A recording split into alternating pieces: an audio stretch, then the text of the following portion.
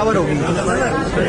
मैं सरकार से पूछना चाहता हूं, अगर इनको अधिकार ही नहीं देने थे, क्योंकि मात्र 2 लाख के अधिकार में कोई सरपंच अपने गांव में क्या काम कराएगा, तो अगर अधिकार ही नहीं देने थे तो ये चुनाव क्यों कराए। मैं ये भी कहना चाहता हूं कि भाई जब ये चुनाव होते हैं तो ये आप जो है इस तरह के कानून जो है आपने चुनाव होते ही कर दिए। जब चुनाव होते हैं तो सारे जो प्रत्याशी मैदान में होते हैं वो लोगों विश्वास में लेते हैं कि हम बनेंगे तो ये काम कराएंगे, हम ये काम कराएंगे, और आपने जैसे ही बने सारे अधिकार ले लिए। तो चुनाव आपका क्या, चुनाव का बेईमानी, ये लोगों के साथ धोखा है। ये केवल जो जीते हैं, जो सरपंच बने हैं या पंचायतें जो जीते हैं उनके साथ नहीं, कि उन लोगों के साथ धोखा है जिन लोगों ने विश्वास करके जिनको मत दिया कि आगे काम कराएंगे।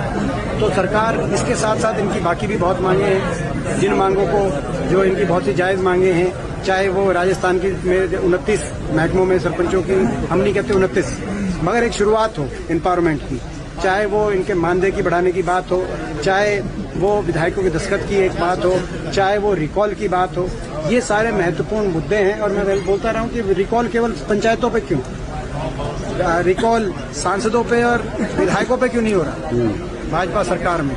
पिछली बार भी ये इन्होंने कहा था कि भाई केवल सरपंचों के लिए हम एजुकेशनल क्वालिफिकेशन लागू कराएंगे, मगर क्या सांसदों और विधायकों पे एजुकेशनल क्वालिफिकेशन लागू नहीं होनी चाहिए, केवल जो सरपंच के उम्मीदवारों पे। तो ये कहीं ना कहीं ये सोच, इस सरकार की सोच पंचायती राज संस्था विरोधी सोच की मानसिकता है।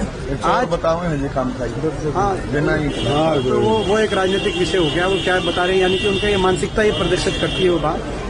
आज देश में हमारे हरियाणा प्रदेश का कोई ऐसा वर्ग नहीं जो सड़क पे सरकार ने नहीं बिठाया।